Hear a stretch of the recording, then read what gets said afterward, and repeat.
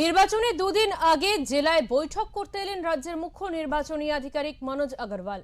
দুপুরে হেলিকপ্টারে করে মেদিনীপুরে পৌঁছানোর পর মেদিনীপুর শহরের একটি বেসরকারি ইংলিশ মিডিয়াম স্কুলের ভোট কেন্দ্র পরিদর্শন করে পরে মেদিনীপুর শহরে সিপাই বাজার এলাকায় স্থানীয়দের সঙ্গে কথা বলেন। তারপরে মেদিনীপুর শহরের নির্মল হৃদয় আশ্রমের 3টি ভোট কেন্দ্রের কক্ষ পরিদর্শন করেন তিনি।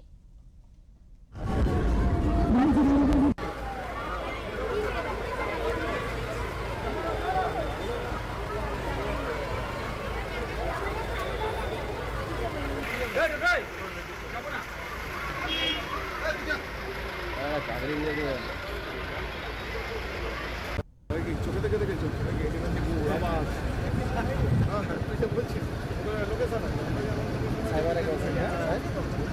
আমার বলছি ওই আবাস এই চলে যাও দাঁড়িয়ে যাও।